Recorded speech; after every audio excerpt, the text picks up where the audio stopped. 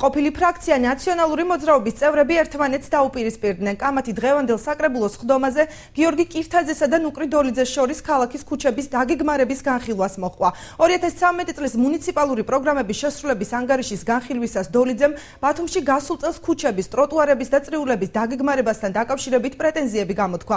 პასუხად გიორგი კირთაძე მას წარსული შეახსენა და აღნიშნა, რომ ღონისძიებებს თავად ნუკრი დოლიძემ დაუჭირა მხარი და სამუშაოების განხორციელების ტენდერშიც მისმა კომპანიამ გაიმარჯვა. საკრებულოს ხდომა რამდენიმე წუთის წინ დასრულდა. თემის დეტალებს მომდევნო გამოშვებაში შემოგთავაზებთ.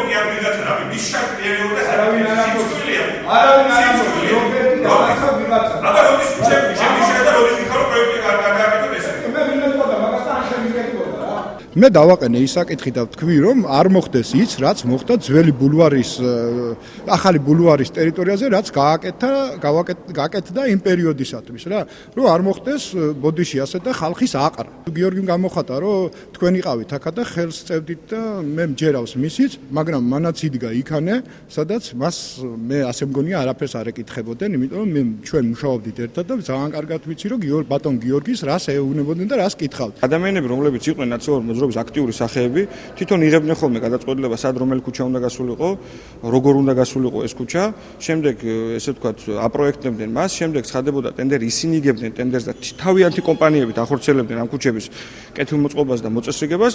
დღეს ავამბობ, რომ თურმე ეს ქუჩები მთლად არ ყოფილა დაეგმარებული და მართლა სასაცილოა უკვე რა ეს ყველაფერი, იმიტომ რომ ამ ადამიანებმა, ვისთანაც მე დღეს ბათუმის საკრებულოში უკვე უმრავლესობაში ვსვამ ადამიანებთან მაგ კამათი თვითონ ნახეს სარგებელი იმ მშენებლობებით პირველ რიგში რაც ბათუმში ხდებოდა.